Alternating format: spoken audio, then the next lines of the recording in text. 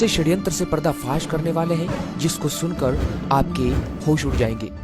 वर्ष 1830 जर्मनी के एक वैज्ञानिक ने एक अनोखे पदार्थ की खोज की जिसका नाम उन्होंने रखा मेलामाइन। ध्यान से समझिए दोस्तों, सीमेंट जैसा दिखने वाला सफेद रंग का यह पाउडर बहुत चमत्कारी था। जैसे ही इसे वैज्ञानिकों ने फॉर्मल्डिहाइड के साथ मिलाया और बहुत अधिक ताप पर गर्म किया तो यह पदार्थ एक मोल्डेबल मटेरियल में बदल गया जो वर्चुअली अनब्रेकेबल था। फिर इस पदार्थ को अपने हिसाब से साँचों में ढालकर विभिन्न उद्योगों जैसे प्लास्टिक उद्योग, खाना खाने के बर्तन, चाय के कप और फ्लोर की चमकदार टाइल्स बनाने के लिए प्रयोग किया जाने लगा। दुष्ट बुद्धि इंसान ने धीरे धीरे पता कर लिया कि मेलामाइन में 67% नाइट्रोजन होती है। यहाँ पर आपको बता दें कि किसी भी खाद्य पदार्थ में प्रोटीन की मात्रा कितनी है इसका टेस्ट एक विशेष विधि कैल्डेल टेस्ट से किया जाता है, जिसमें यह देखा जाता है कि उस पदार्थ में नाइट्रोजन की मात्रा कितनी है। अधिक नाइट्रोजन मतलब खाद्य पदार्थ में प्रोटीन की मात्रा अधिक है। फिर क्या था, मेलामाइन से फ्लोर की टाइल्स बनाते बनाते दुष्ट बुद्धि इंसान ने इसे नॉन प्रोटीन सोर्स की तरह खाद्य पदार्थ में इसे मिलाना शुरू कर दिया ताकि उसमें अधिक प्रोटीन होने का एहसास होने लगे। पहले तो दुष्ट बुद्धि ने इसे गेहूं के आटे में मिलाया और उस आटे से गाय, भैंसों और कुत्तों के लिए प्रोटीन रिच पैकेट बंद यमी फूड बनाया। पर लैब में जब इस फेक हाई प्रोटीन डाइट को टेस्ट किया जाता तो उसमें मेलामाइन की मिलावट के कारण खूब नाइट्रोजन मिलती, जिससे लगता कि वास्तव में भर भर के प्रोटीन है इसमें। तो मेलामाइन मिला खाना खा खाकर कितनी गाय मरी होगी इसका डाटा तो पूरी दुनिया में किसी के पास नहीं, किंतु मेलामाइन मिला पशुओं का प्रोटीन रिच फूड अमेरिका में खूब पकड़ा गया और बाद में 2010 के दौर में इस पर बैन भी लगा। अब भारत तो भारत है, यहाँ तो कंकड़ हजम, पत्थर हजम, किसी पर कुछ फर्क नहीं पड़ता। पशु पूरी दुनिया में कम से कम 1 दशक तक मेलामाइन मिला खाना खाते रहे और यह जहर खाकर मरते रहे, किंतु वर्ष 2008 में दुष्ट बुद्धि को नया आइडिया आया। दुष्ट बुद्धि ने सोचा कि पशु ही क्यों, दूध पीने वाले छोटे बच्चे के यमी मिल्क पाउडर में भी तो इसे मिलाया जा सकता है और बच्चों के लिए इसे खरीदते भी ज्यादा है, तो क्यों ना मेलामाइन को डायरेक्ट ड्राई मिल्क फॉर्मूला में मिलाया जाए ताकि उसमें खूब प्रोटीन पड़ी हुई दिखाई दे। बस दुष्ट बुद्धि ने इसे इन्फेंट मिल्क पाउडर में मिला दिया और खूब प्रचार किया कि यह दूध का पाउडर प्रोटीन से भरपूर है। लैब में जब इस पाउडर को टेस्ट किया गया तो उसमें खूब नाइट्रोजन मिली। लैब भी चकमा खा गई और दूध बाजार में उतर गया। सबसे पहले यह दूध मिलावटखोरों के सरदार चीन में उतारा गया, किंतु जब इस मेलामाइन मिले दूध को पी कर चीन के 3 लाख से अधिक बच्चे एक साथ बीमार पड़ गए तो सन 2008 में चीन सरकार ने इस मिलावटखोरी को पकड़ लिया। इतिहास में इस घटना को 2008 चाइनीज मिल्क स्कैंडल के नाम से जाना जाता है। आप लोग गूगल करके पढ़ सकते हैं। दूसरे कई देशों में भी इस तरह का मिल्क बिकता हुआ मिला, पर सभी जगह की सरकार ने इसे पकड़ लिया। दुष्ट बुद्धि को पता चल चुका था कि अब अमेरिका, चीन जैसे देशों में उसकी दाल गलने वाली नहीं है। तब उसने भारत का रुख लिया।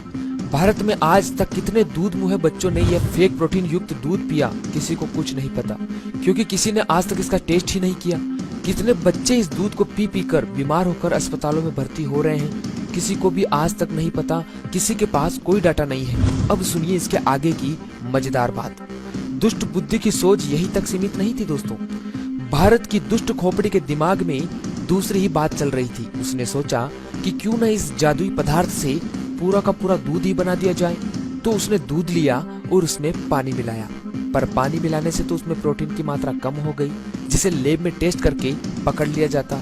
दुष्ट बुद्धि को पता था कि मेलामाइन को अगर इस पानी मिले दूध में मिला दिया जाए तो मेलामाइन से नाइट्रोजन निकलेगी, जो लैब में किए जाने वाले प्रोटीन टेस्ट को चकमा दे देगी और लगेगा कि दूध में उतनी ही प्रोटीन है जितनी होनी चाहिए। पर भाई वसा भी तो कम हो जाएगी। इसका समाधान दुष्ट खोपड़ी ने सुअर, गाय, भैंस इत्यादि की चर्बी मिलाकर कर दिया। तो लो जी, हो गया सफेद सफेद प्रोटीन रिच दूध तैयार। कोई माई का लाल नहीं बता पाएगा कि इसमें प्रोटीन नहीं, मेलामाइन नाम का जहर मिला हुआ है, वही जहर जिससे बनती है फ्रेश की टाइल्स। पर दोस्तों हद तो तब हो गई जब भारत की खाद्य नियंत्रण संस्था FSSAI ने वर्ष 2016 में एक कानून बनाकर भारत में बिकने वाले दूध में मेलामाइन को लीगल कर दिया। आज सूखे दूध का इन्फेंट फार्मूला बनाने वाली कोई भी कंपनी अपने सूखे दूध में 1 मिलीग्राम मेलामाइन मिला सकती हैं। लिक्विड इन्फेंट फॉर्मूला जैसे कि लिक्विड दूध में यह परमिशन 0.15 मिलीग्राम लीटर और अन्य खाद्य पदार्थ में 2.5 मिलीग्राम केजी के हिसाब से मेलामाइन नाम का जहर मिलाने की खुली परमिशन है। दोस्तों, क्या मजबूरी थी? एफएसएसआई ने दूध और इन्फेंट मिल्क पाउडर में इस जहर को मिलाने की परमिशन क्यों दी, यह तो एफएसएसआई जाने। पर परमिशन के ऊपर पैकेट में बिकने वाले दूध में कितना मेलामाइन वास्तव में डाला जा रहा है, इसका डाटा शायद ही किसी के पास हो। पर आजकल आपने देखा होगा पैकेट के दूध में बहुत मोटी मलाई की परत आती है। यह मलाई नहीं, फ्लोर की टाइल्स बनाने वाला सफेद मेलामाइन है। मेडिकल साइंस में भी यह प्रूव हो चुका है कि मेलामाइन एक बहुत ही खतरनाक किस्म का जहर है। इसकी माइक्रोग्राम मात्रा भी किडनी की कोशिकाओं को डैमेज कर नष्ट कर देती है। इससे किडनी फेल हो जाती है और तमाम तरह की अन्य बीमारियां लग जाती हैं। मेलामाइन के कण गुर्दों में जमा हो जाते हैं और सफेद टाइल्स के फर्श जैसी पत्थरी बनाते हैं। इसके संपर्क में आने वाली कोशिकाएं ROS नामक केमिकल बनाती हैं, जो खतरनाक कैंसर पैदा करती है। इसके ऊपर वर्ष 2015 से लेकर अब तक सैकड़ों रिसर्च पेपर आ चुके हैं। डॉक्टर, वैज्ञानिक लोग चाहें तो गूगल पर सर्च कर पढ़ सकते हैं। दोस्तों, आपके हमारे दूध मुहे बच्चों के ऊपर यह लीगल जहर खाकर क्या असर पड़ रहा होगा, आप सोच सकते हैं। जब दूसरे देशों में यह बैन हो सकता है तो हमारे देश में क्यों नहीं?